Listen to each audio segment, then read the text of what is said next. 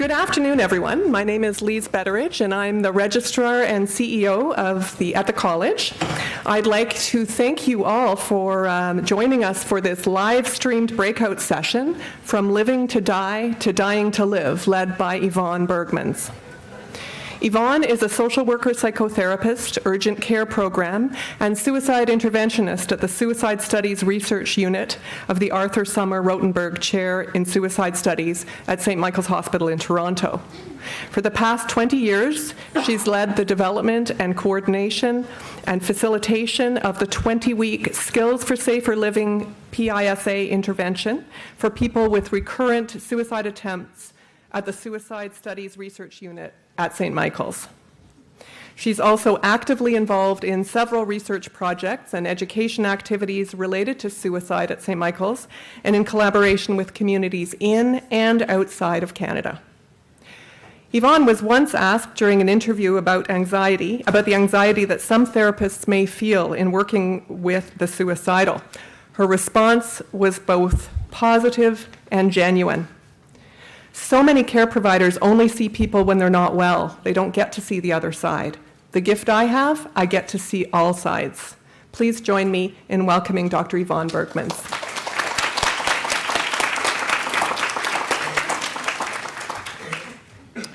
Thanks, Lise, and it's good to meet you. And thank you for all coming. I understand that this is a really highly subscribed workshop. It's good to see some familiar faces, and for those of you who are not familiar with my face, this is not my usual face. Just saying. And you're never going to know what it really looks like if this is the only time we meet. I'm going to try to assure you that I am cognitively competent, but that's my perception. You may have a different one by the end of this talk. So if at any point I'm a little fuzzy or I don't make sense, that's okay. Life happens. The last slide has contact information, and feel free to get in touch with me for any clarification. Yeah, next week, not this week. So we're going to talk about a subject that is highly, highly stigmatized. It's a great big secret for individuals, for families, for communities, for friends, and care providers. We never, ever know who in a room has been impacted by a suicide attempt of a loved one, or impacted by the death of a loved one, or somebody they cared really a lot about. And it's hard to know when we're going to feel the, that's a social work term, okay? And if you feel that, or you actually find yourself having feelings starting to arise, that's okay. What you need to do, and that I would highly encourage, is do what you need to do and do what works for you. And one of the things that we do when we're working with groups of clients is if somebody needs to leave the room, we invite them to do a thumbs up or a thumbs down. And a thumbs up means I'm okay, or to tap somebody next to them and say, just come with me, or make eye contact. So I would invite you to do that, because I don't know what your history is. I don't know what your experience is, and I don't know what will touch you. And sometimes we get touched when we least expect it. So one of the things that this work has taught me is be prepared for the unpredictable, right? So, and you just ride with it. What I'm hoping to get through in our time together is to give you an understanding of suicide as I have learned it from my clients over the last 20 years. I've worked individually and in groups with individuals who have had single and recurrent suicide attempts. What I'll talk a little bit about is the general different theoretical frameworks. Trust me, this is not a theory course. I'm not going there. I didn't like that course, and yet I'm just going to give a nod to it. I'll talk about care provider responses And what are some of the things that might be helpful? I'll talk a bit about a model of suicidality that I work from. It doesn't mean you need to. I'm just sharing what I know, and you take what works for you, and if it doesn't, it doesn't. And that's okay, because it's about being human. It's about making that human connection. It's about being genuine and who you are. A lot of our folks perceive themselves to be isolated, to be a burden, and to basically think that they don't matter. And I think our job is to make that connection, regardless of how we make it. And then I'll also talk a little bit about safety planning, which is different from a crisis plan. And if any of you were here hoping that you would learn how to predict when somebody is going to die by suicide or have a suicide attempt, I'm really sorry, we can't predict that. We never know. There are times when clients have died where I've been not surprised, and there are times when I've been totally gobsmacked. We don't know. Yes, we have the early warning signs. Yes, we have all of the risk factors. However, the complexity is such that they don't go across the board. And somebody who is really, really perceived as high risk might kind of look and go, yeah, not today. It's not going to happen. One of the things that we find in all of our assessments is, do you have a plan? Well, those of us who have worked with people with recurrent suicide attempts look at us and say, hello? I've had how many suicide attempts? Do you really think I haven't got 100 of them in my head? And so they lie. No, I don't have any plans. And in their head they're saying, right now. So I think that one of the things we need to be cautious about is when we are doing our assessments, knowing that, you know what, sometimes asking about the plan is either going to get an eye roll, or is the more important question, do you plan on ending your life today? How imminent? How close? How soon? Because a lot of these folks have a lot of plans in their heads. Okay, I'm going to see if I can make this work for... It worked.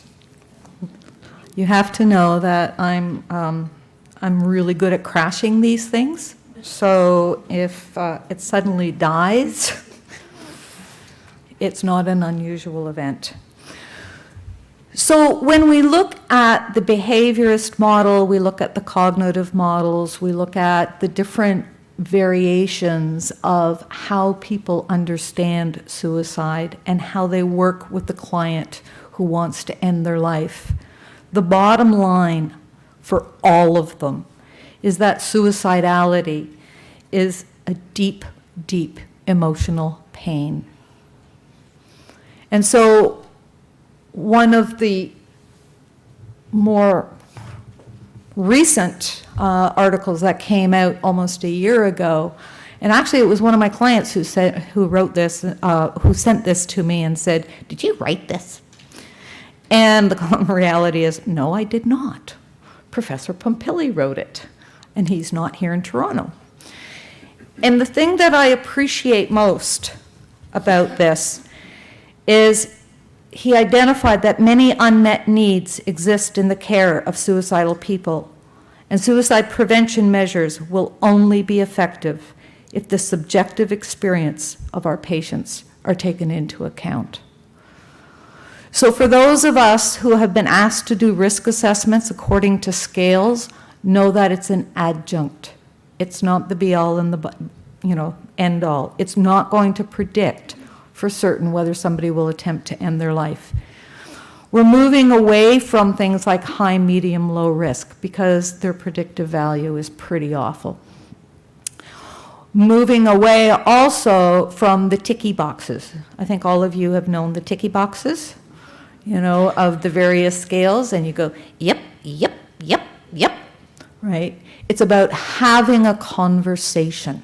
It's about, again, and you're going to hear me say this over and over again, It's about connecting on a human level and connecting with that pain and understanding we're with somebody who hurts.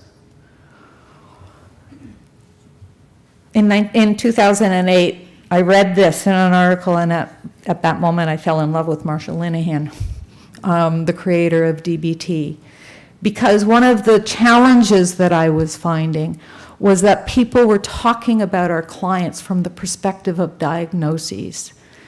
And when she identified that there's no compelling evidence that the disease model has led to effective interventions for suicide prevention, and treatments targeting suicide behavior have been much more effective than those targeting the underlying disorder, it was then that she confirmed what one of my colleagues called me as a diagnostic agnostic. I really don't care what the diagnosis is. The fact is that in that moment you want to end your life. And what we're going to do is we're going to talk about ending your life and what that means for you. It's an individual, unique, complex phenomenon that you are entertaining. And I cannot assume to know that this is because of A, B, or C. As I noted earlier, prediction is really, really challenging. And I think that one of the challenges around the biomedical model around diagnoses and medications is we lose our curiosity. People become quite certain, oh, it's just. And when we lose our curiosity, my fear is we run into and fall into complacency. And so when we are very complacent, I think we tend to miss some of the nuance and the subtlety. So that's where I say, always stay curious. Always ask those questions. And we'll get to some of how you ask some of those questions, or some of the challenge, or, I wonder if I'm losing my cognition at this point. And how I would ask some of the questions, and feel free to, reword them in a way that makes sense for you, and that works for you, that it's coming from who you are, as opposed to the ticky box questionnaire. So when we look at some of the research about what has been effective in working with clients, and when I put non-RSA specific, it's non-recurrent suicide attempt specific. They talk about, and I go to the qualitative research more than the numbers, only because numbers and I have a really ambivalent relationship, and we don't like each other very much. And my grade 10 teacher told my father I was too frustrating to teach and not to bother. And so it's the stories. It's what happens in the interaction and the qualitative stories that have more meaning for myself. The individual's understanding of their own attempt, the person's perceptions of themselves and the world, their future, and their relationship to others. This is what is part of what people identify as interventions that work for the clients for whom they are intended. It was also identified as important that there be access to people who are available, supportive, and non-judgmental. The number of people whom I have heard have gone to an emergency department or gone to a care provider who has said something like, "Why are you doing this to yourself? You have so much to live for." Or, "Does your grandmother know you're doing this?" Or for those who have hurt themselves by whatever means, you do realize summer is coming, and you know what? It's sleeveless shirt and bathing suit time. What are you going to do? Those comments for the last 20 years are still perpetuated by care providers to our clients. And I would hope that for all of us in this room that we're not part of that league. And that we get rightly upset on behalf and with our clients to let them know that no, it's not that you are a bad person or what you are doing is bad. It tells me the depth of your pain. And they also identify developing skills in the areas of understanding emotions and problem solving. What I have found, and I can't give you the actual details right now because it's a paper that we're still in the final touches of analyzing and putting out, is that alexithymia, the inability to identify or describe emotion, plays a key part for a lot of our clients. Well over 80% were moderately to highly alexithymic. Therefore, when you say, how do you feel? They don't know. And what you get might not be accurate. When you hear it feels like, you know you're having somebody who's having a challenge, and therefore we speak a lot in metaphor and analogy, using the client's words and then translating as best we can to the words of emotions that they might be experiencing.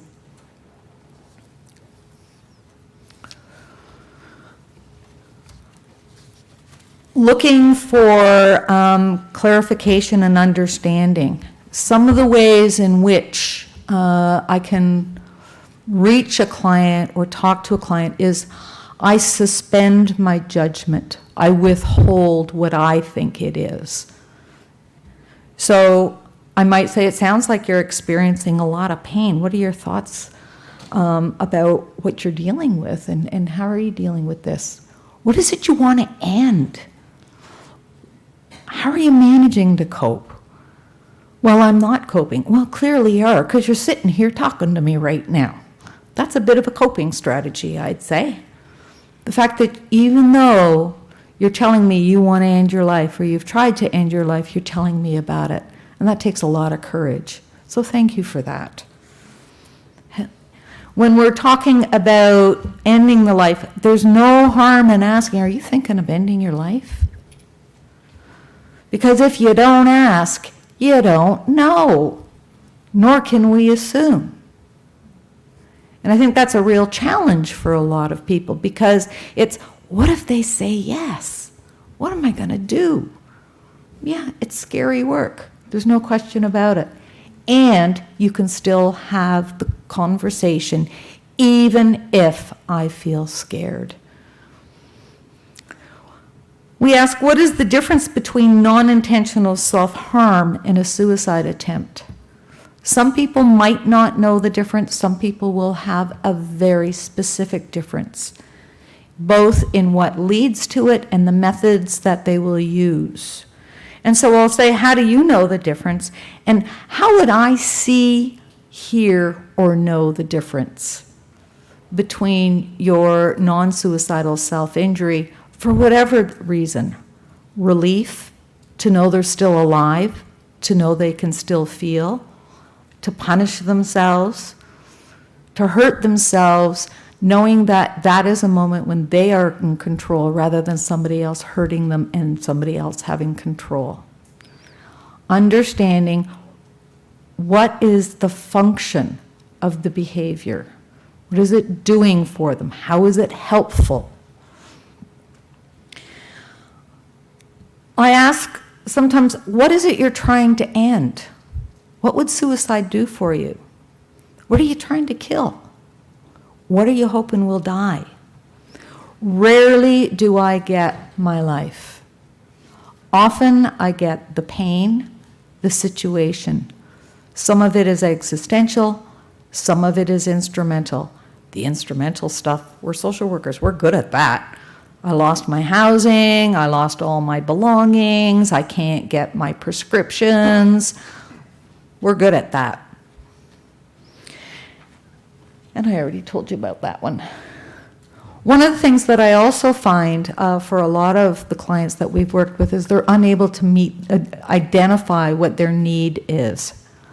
And it's only through time that they begin to realize, oh, I wanted safety and nurturing, so I went to the emergency department and I didn't get safety and nurturing. Instead, I got a hassle, attitude, isolated, And I had a really, really good nurse, so she made it okay. Right? So can the person identify what it is that they need? And I'm very clear with my clients about the fact that going to the emergency department is a crapshoot. Some days are better than others. And so one of the things that I encourage is that they write a letter when the iron is cold, identifying to any triage or mental health care provider in a hospital that the reason they would present would be A, B, or C, the medications, what is helpful, what is not helpful. And I encourage them to carry that with them and to bring it with them. Sometimes some of the clients have said that the feedback has been really great. And other times somebody has looked and said, what do you want me to do with this? So again, it's unpredictable. When they talk about care providers, they talk about collaboration, respect, not treating me like a number, so you're individualizing your approach, and an inherent value in the person who's experiencing suicidality. And when I talk about suicidality, I'm talking about thoughts and/or attempts. The pain has been acknowledged and validated. It looks like you're going through a really, really hard time right now. Can you tell me a little bit about it? Because it's looking like it's wearing you down. Something that makes sense for you and will hold meaning for them. Always focused on their own competency, their moments of control, and the fact that they are making a choice. Because our clients often feel they don't have any competency, any moments of control, or any choices available to them. The fact that they are talking to you and not sitting in silence is a choice. It's a moment of control.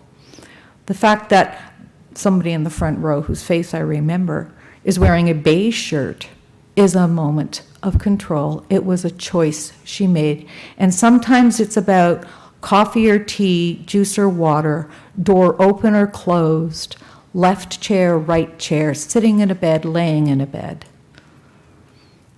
It gets real small sometimes, and that's where we need to go. And a lot of our clients don't know what it means to feel safe. They've never felt safe. They've never had the opportunity to explore what that means. So we focus heavily on the feeling safer. And how do we know when we're not feeling so safe? Well, what's happening in our bodies? What is our body telling us? Are we having cognitions like, I am such a loser? Right? How many of us, when we get really tired, talk to ourselves and not always all that nicely?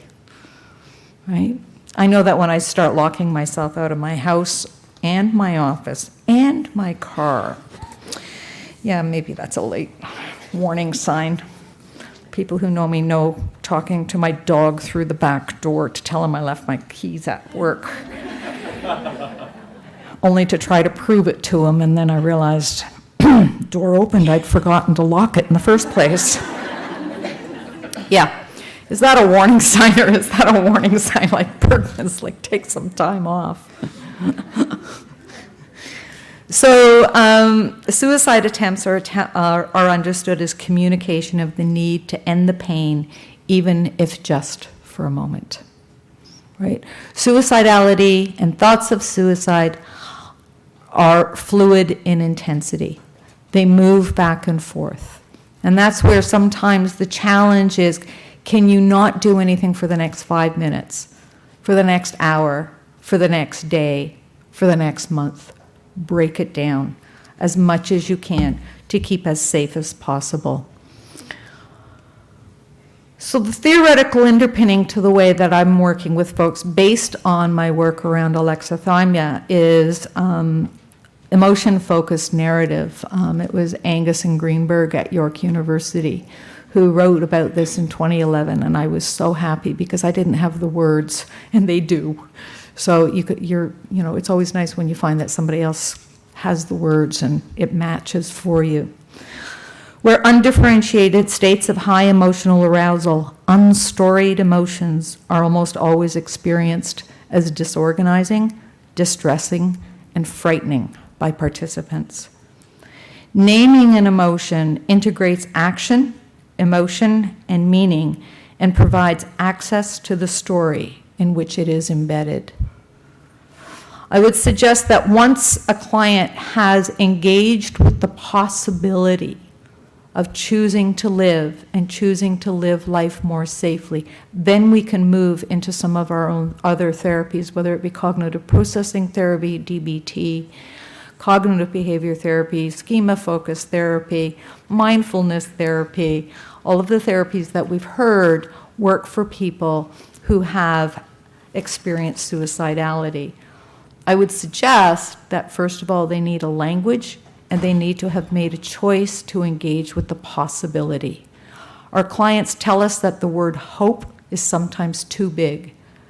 Sometimes they hear the word hope as they're being discharged, and they might not hear it as it was intended. So they might hear it as, well, I certainly hope you don't go kill yourself, as opposed to, I really hope you don't kill yourself. The interpretation is that it's something that's thrown at them and it's too big. So therefore, our clients have talked about the fact that they find the word possibility. It allows them wiggle room that they didn't really know they had. It still gives them choice. We're not ever going to be able to talk somebody out of not thinking about suicide. Right? There are some people who are going to be carrying it all the time, and we don't know who. So this is one of the frameworks from which I work. Actually, it's the framework from which I work, based on a couple of studies that I did over the years, where they're talking about living to die. That's the only thing that's present in their brain. It's constant, it's persistent. Moving to choosing not to die right now. That's in the moment. Recognizing that it's so fluid. And there's that whole piece about when you're choosing to live. That's a hard one, especially if you don't know what that means or what that's going to encompass. Because sometimes dying carries a certainty, whereas some of our clients say, life has just given me like black clouds over my head, and it's only given me strife. And if this is all I know of what life is, I don't want it. And we have clients, and very few of the clients whom I've met have moved into a position of dying to live. And we'll go through each of these and break them down just a little bit.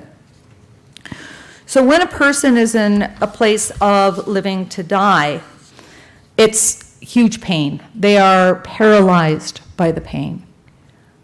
The ability to articulate is going to be compromised. We know that when the emotions go up there, as a client of mine said, the brain gets left behind. Right? So to expect a coherent story when someone is in the midst of a crisis, an emotional crisis, the emotions take over. Executive functioning, vocabulary are less available. So the fact that somebody is in huge crisis and calls for help is in fact a really, really safe thing to do. They perceive that there's no future, no hope, that this, whatever it is, will never end, and no one gets it. I need to stop the pain. And that's where we're very, very non-judgmental. That's where I've often, because I worked with kids for about 25 years before I got into suicide, it was sort of a natural progression or an intuitive progression of how old is this person right now emotionally. And what I find is the bigger the crisis, like, I mean, we all know some tantruming 13, 14-year-olds, and they're a treat and a half. And then we know the 2-year-olds who need soothing, right? And so, almost implicitly is, what emotional age is this person right now, and how do I validate and support them and nurture them? We never know who we are to the person in front of us. We might be the grandmother, we might be the aunt, the uncle, the parent. We don't know. What can we do, though, to support that person in the midst of that crisis? We want to try to get an understanding of the experience, and we want to validate and humanize the experience. Because so many of our folks believe they're a rare event. They're crazy. They're stupid. It's not worth it. Right? So we want to humanize the fact that they're having intense feelings in the moment. Our concern is safety, and we're going to work toward de-escalation with the individual.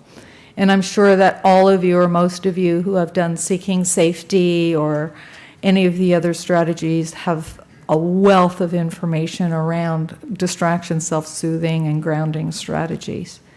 And there's tons of those on the web. And the reality of it is I give them pieces of paper, right? I want them to walk out of my office because they're not going to remember. How many of you have seen a client a week later and said, do you remember our last session? And they go, huh? Nope. Do you remember being here? Uh-huh. Right? So I hand out loads and loads of paper for folks.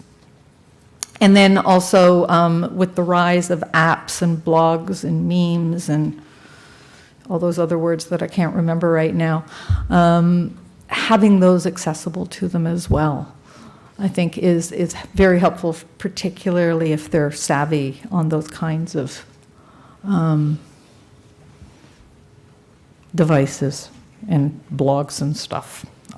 As you can tell, I'm not. So when we asked what the meaning of suicide was for our people 25 and under when we were working with them, they saw suicide in a few ways. One is suicide is a mistress. It's a comfort, an inevitable outcome, or as a solution to an intolerable life for which there was no connection. Suicide was my mistress. It was my solution for all. For some people, suicide is their best friend. It's the only thing that has always been with them, never let them down, and is something that they can go to and control. So it's the best relationship they've known. It's been consistent. They get really upset if they've had recurrent attempts and those attempts have been interrupted or the outcome is not as they would have liked at the time. And it's like your best friend just betrayed you. So that's a really hard one for a lot of folks as well. For some people, to die by suicide is to never feel again. Because it becomes so intense, you just want to burst out of your body. The emotion gets so high. And then for others, suicide served as an identity. I was going to die by suicide either by the time I was 16 or by the end of high school. And when you tell yourself that so many times, it becomes so integrated that not only do you believe it, but it becomes a promise to yourself. And so every time I failed an attempt, I wasn't just failing myself, I was failing that promise, which really had become my own purpose and identity. And so we have some folks for whom dates like turning 18, turning 21, turning 25, turning 30, turning 40, turning 45. And then the most recent person I had, I'm 75 and I plan on dying by cardiologist. He gives me enough medication every time I go see him. Okay, so I'll be seeing you next week, right? And would you like to give me the cardiologist number? Because we're going to look at reducing access to means. Have you heard of blister packs?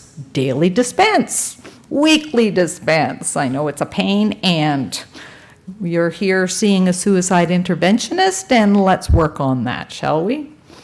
That's my go-to. I'm a suicide interventionist. And they go, oh, right. Folks talk about I can't do this. I'm alone. I can't do this. No one really knows what I'm going through. I can't bear this burden any longer. And Tom Joyner, in his interpersonal theory on suicide, talks about a perception of burdensomeness. Therefore, more secrets to family and friends. They won't get it. I don't want to be a burden. They've done enough for me. Choosing not to die in the moment. Again, there remains emotional pain. For a lot of folks, there's the underlay that they're just waiting to die. It might not be today. So then the question is, how are you choosing to not die today? If I were to say, how are you choosing to live today, that might be too big for them. Right now, it's how are you choosing not to die? Right? You're here. We're talking. This has to stop, is what they might tell you. I can't do it. Well, maybe I did. I called you. Well, maybe if I... Now, recognizing that when we're going through this, it's not quick, it's not easy, it's not fast. Generally, I'm going to require an hour. I generally have my sessions for an individual at an hour and a half. I also have my group sessions at an hour and a half because I don't want to rush them out. And usually if we use the Ericksonian model, we're looking at about an hour and a half for a full session where we can process in a way where we feel better that they're leaving a little more safely.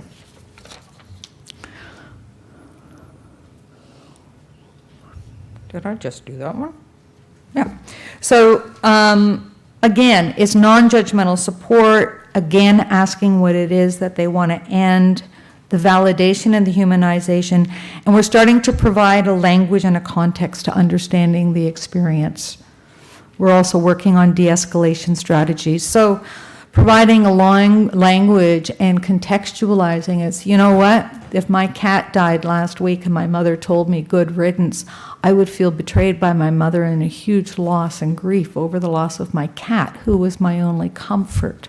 It kind of makes sense. It's natural to feel those things. For those of you who have taken cognitive processing theory, we talk about the natural emotions and then we talk about either the secondary or the manufactured.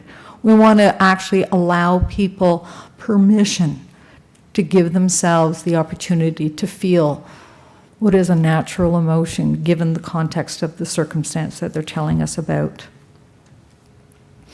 When choosing not to die in the moment, there is that possibility and ability to reach out. The Canadian Suicide Prevention Service now has a coast-to-coast-to-coast phone number, and the clients who have used it have said that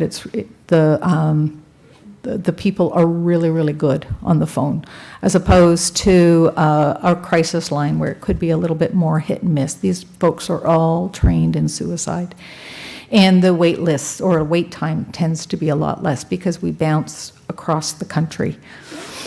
So I wasn't able to talk about any of these things, nor was anybody I knew in my immediate universe able to talk about these things. I think the biggest thing I struggle with 100% is the shame and stigma. It's a big problem for me. If you carry the stigma of mental illness and you carry the stigma of suicide attempts, there are some authors who, I can't remember right now, who would identify you're living with the double stigma and the double shame. Knowing that when it wasn't safe and being able to come here and say I wasn't safe, having people listen to me when I said I wasn't safe, and that was basically all I could say. When I'm able to say quite simply to somebody I know speaks the same language, for me to say I'm not safe, I knew he would know what I was saying. Whereas if I'd gone anywhere else and said I'm not safe, they might have just, turned around and said, what the hell are you talking about, and thrown me back out.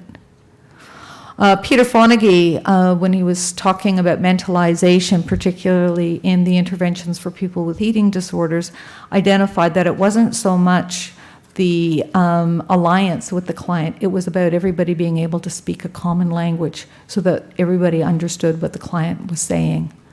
And that the client would in fact know that if they came to an emerge or they spoke with another person, that they would know what they were talking about.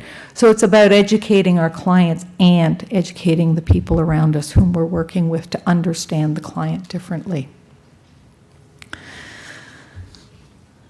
Choosing not to die in the moment requires awareness, it requires language, it requires reaching out, and above and beyond all else, it requires courage. So part of our vocabulary is me explaining how I was feeling, and part of the vocabulary was, I can't explain this. So hence, I want to end my life. So it was the double whammy of I can't communicate what I'm feeling, plus my actions are really scary to most people, and we can't talk about it. I think it takes a lot of guts for a person to say, even if I'm feeling very depressed or isolating, it would be really helpful if you did X, Y, or Z. Like, that's a really hard conversation to have with people. So when we say, talk to your spouse, talk to your adult children, talk to your parents, talk to your friends, do we actually know what we're asking them to do, and do they need some hurdle help and support around being able to do that? I think in many ways, what we do is we assume a level of competency and a level of receptivity that might not be there, so we need to check that out. When we're looking at surviving in the moment, the early stages of transition are really, really challenging for folks, because we're asking them to let go of their best friend. We're asking them to step into a place that they have very little familiarity with. But I found out a lot of time I was kind of in a should I, shouldn't I? You know, I need a reason why I shouldn't kill myself, and it was really looking like a good idea right now, but I really need to know why I shouldn't do this right now. So I had a lot of internal discussion with myself. Okay, this is my plan, and I always had elaborate plans. And I think for some things, it was like, well, I can't do that right now. I'm going to come back to that thought because it's really sounding good to me right now. So successful navigation through the crisis episodes and choosing not to die in the moment creates that foundational scaffolding toward the possibility of choosing to live in the moment.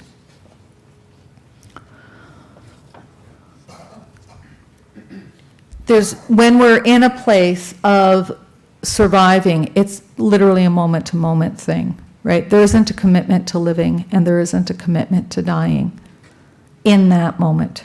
And so we're having to go back and forth with the client and being able to engage in that conversation, and knowing that at the end of a session or the end of an intervention, a person might in fact say, okay, I'm willing to give it another go for another 24 hours. And sometimes that's the best that they can give us. It's what are we going to do with it in our follow-up. Tipping and turning points, there's that whole thing called ambivalence. And I don't know how many times I cringe when somebody says, well, they're so ambivalent. Like, let's just get on with it. Right, so the study actually that I was doing was looking at that middle place, and that's where the choosing not to die in the moment and the choosing to live in the moment came in. It's about understanding ambivalence a little bit more and that level of fear. And as a lot of clients have said to me, awareness is a curse. It becomes a bit of a battle in my head for a while. So yeah, we are destabilizing them when we're inviting them to consider the possibility of engaging with living or engaging with the option to not die today and give themselves permission to try to do something differently. I was kind of stuck, and I was too scared to die and I was too scared to live. So it was kind of like limbo, and that really kind of, really screwed me up, and the hurting became almost more severe like. I didn't know how to live, and it's suddenly, I think, scarier and harder to live than it is to die, and dying was all I knew. Making the choice to live is going against everything I know.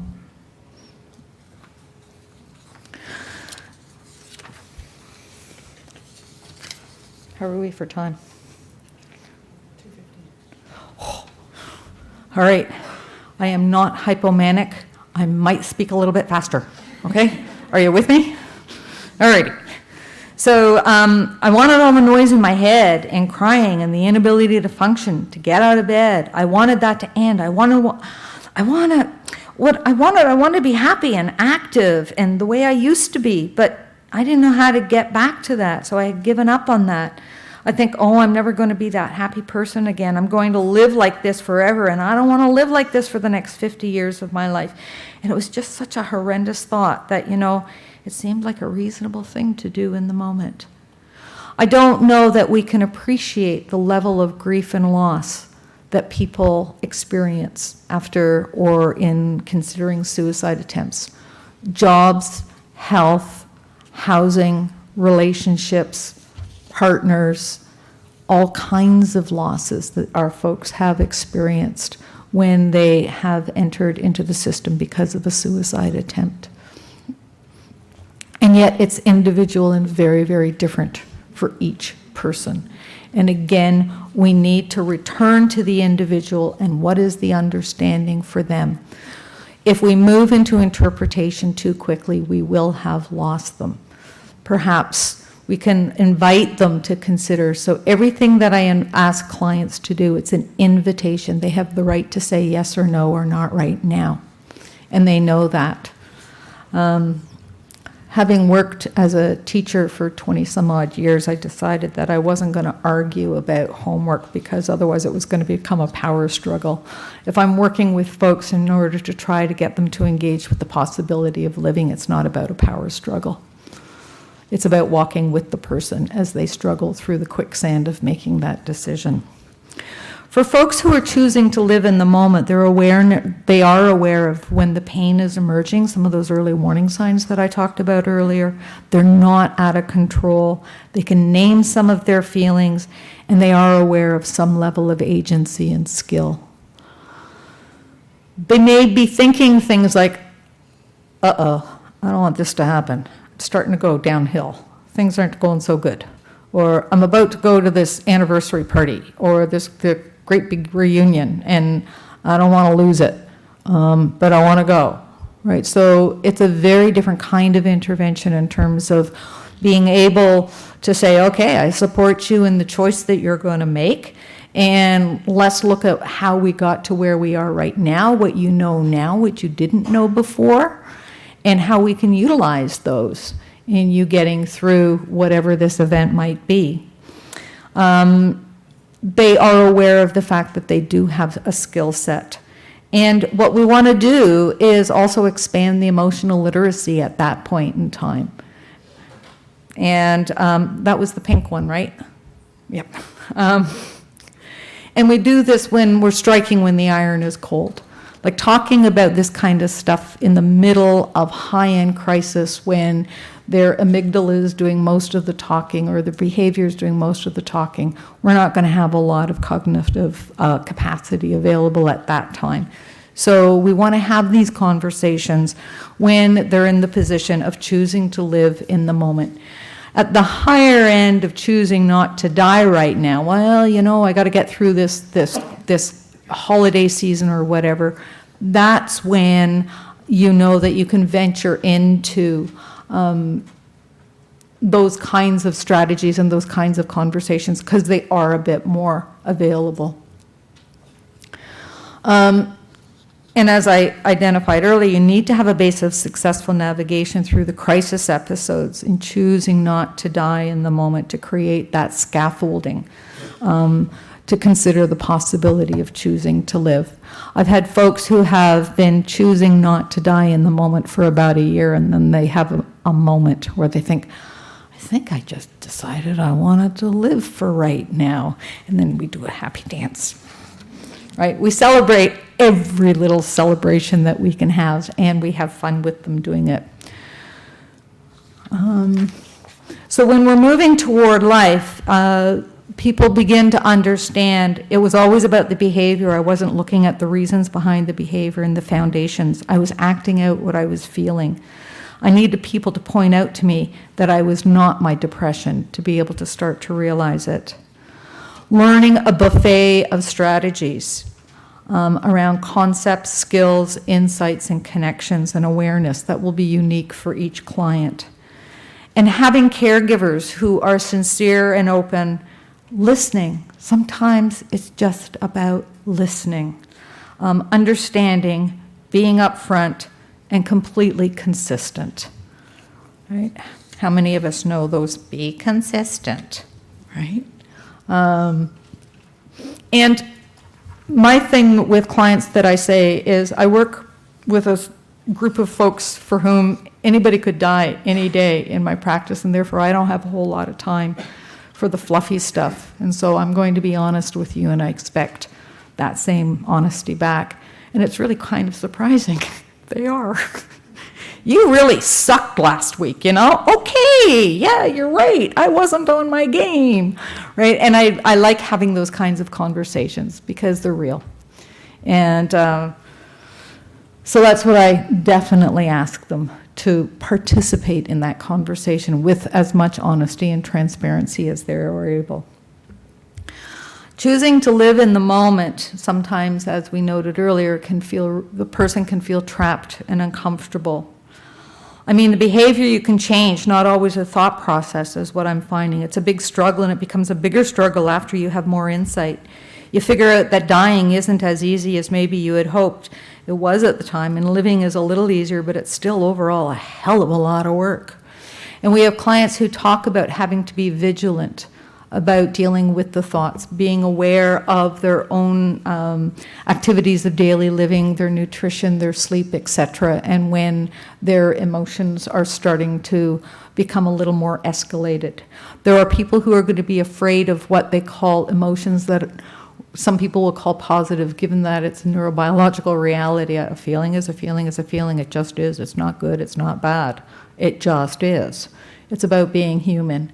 So good feelings and bad feelings don't exist.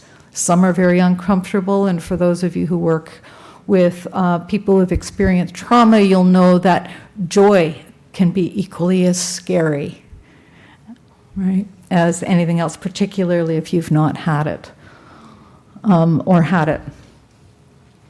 Once I learned that this too shall pass, a feeling is just a feeling, you say these things 100 times over in your head, and that's when you learn. And then you go talk to your friends, family, your partner, whoever, and get them to help reiterate that stuff with you. You got to teach yourself. That's what's destabilizing. Giving a vocabulary to yourself and then helping others learn the vocabulary and accept the vocabulary as well. It's a lot of work, and it can be very, upsetting and sad, endpoints and high points. We talk to our clients about, if your mother hasn't been able to emotionally support you for the last 52 years, sorry, sweetheart, she ain't going to get it. It's not in her skill set. She might be able to be really, really good when you're starting to go downward, and she can make a great banana loaf or drive you to the hospital. She can't sit and see your tears. That's not about her being a bad person. It means that it's not within her DNA or her skill set. Who is? So who are the people you call at each level of intensity of your emotional reality? And I'm just going to flip through. I think that rather than give our clients a hard time if they've had an attempt, is to use it as recycling. What did you learn from this? What do we want to work on and try to do differently? Surviving in the moment. We already talked about that, and still, we can't predict who's going to have another suicidal thought, who will have another attempt. Some people live with it daily. Some people might not have another thought for another 2 years, and then suddenly it'll come crashing. We don't know. The dying to live, getting there is through pockets of recovery, having a heavy backpack and taking out one book at a time until you can carry it. Fighting the demons every day. You have the skills and the agony. A number of folks have said it's really frustrating when somebody says, use your skills, because you have them, you learned them. Well, they might not be autobiographically available at that moment because the emotional intensity has taken over. So we need to help them remember, because at that point, yeah, they have the skills, they're just not accessible. I'm like a coloring book, black and white pages, but every day I fill another picture, a piece of picture with colors. This is where I love the metaphors our folks will use. When we're talking about safety planning, we're talking about putting all the things that I just talked about together. What are your early warning signs? Who are the people, or what are the things that you can do on your own? Who are the people that you can spend time with, or stay with family, or stay away from? Right? These are the folks where you're going to go to a movie, you'll go for a walk. Those aren't the folks necessarily whom you're going to share your deepest, darkest troubles with. I talk about an extrovert who I can go to a movie with her and I don't have to talk for about 3 hours because she does all the talking. And I go, I don't know. Who are the people you can reach out to when you're feeling unwell? Who are the professionals you can reach out to? And how do you create a safer environment? That's both in the reduction of the access to means as well as the safety or the comfort boxes. And for us. The bottom line, I don't know about you, but the bottom line is not only do you know what you need to rest and restore, do it. We all know it. How often do we give ourselves permission to do it because something else comes up, right? And I think that the thing that I have discovered just in terms of the curiosity piece is always keep learning, because you're always going to learn something. So thank you.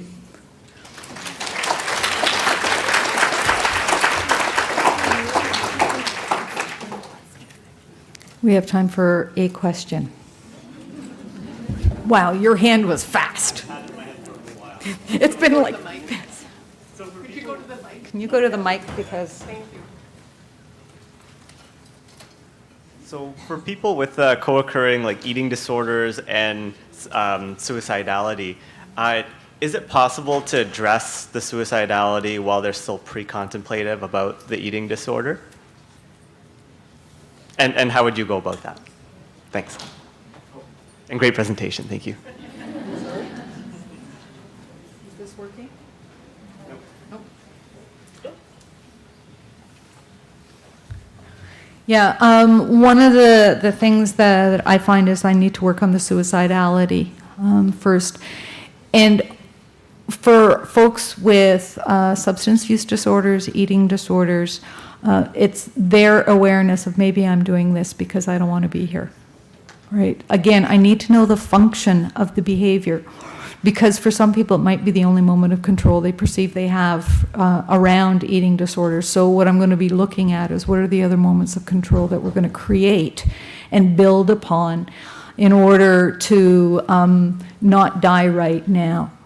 If an eating disorder is being used as a method of suicide, I think we're looking at a different kind of intervention. And I have to say that I am by no stretch of the imagination I don't know a lot about eating disorders. Like, they really, really confuse me a lot, right? So when I'm working with folks who do have challenges with their eating, it's like, we're going to work on your suicidality. And as I mentioned earlier, once we get, you to a point of saying, okay, I'm choosing not to die right now, what's the next level of intervention, whether it be DBT, CBT, CPT, eating disorder treatment, that kind of thing. Does that help at all? Okay. Switch spots here and say that this concludes this breakout session. And I'd like to thank Yvonne for providing such an insightful presentation in a really innovative field of practice, and it speaks to a real paradigm shift in treatment. I hope you all found her presentation both informative and inspiring. On behalf of the college, I'd like to present Dr. Bergmans with a small token of our very great appreciation for this excellent session. Thank you.